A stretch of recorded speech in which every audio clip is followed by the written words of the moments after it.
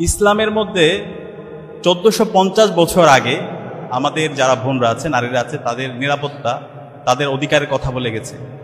আল্লাহ রাসূল সাল্লাল্লাহু আলাইহি সাল্লামের জীবনী যদি পড়ি, কারণ পৃথিবীতে এমন কয়েকজন মানুষ আছে যা দুনিয়াকে পরিবর্তন করে দিয়েছে, তো তার মধ্যে যদি আমরা একজন মানুষ দেখি, উনি হচ্ছেন রাসূলুল্লাহ সাল্লাল্লাহু আলাইহি ওয়াসাল্লাম।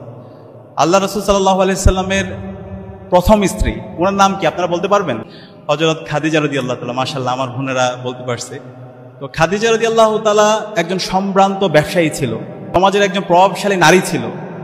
আমরা অনেক ক্ষেত্রে ইসলামে বোঝানো হয় ইসলাম মানে হচ্ছে একটু পেরোকিয়াল, ইসলাম মানে হচ্ছে নারীদের অধিকার হরণ করে, তাদেরকে অ্যাক্সেস দেওয়া হয় না। কিন্তু আমরা যদি দেখি 1450 বছর আগে সমাজের সবচেয়ে সম্ভ্রান্ত যে মানুষটা ছিল সেটা ছিল হযরত খাদিজা রাদিয়াল্লাহু তাআলা।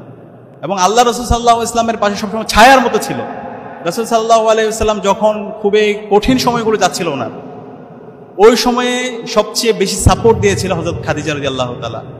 এবং পরবর্তীতে আপনারা জানেন আল্লাহ রাসূল ইসলামের দ্বিতীয় স্ত্রী হযরত আয়েশা রাদিয়াল্লাহু তাআলা, এবং তিনি অনেক প্রভাবশালী ছিলেন।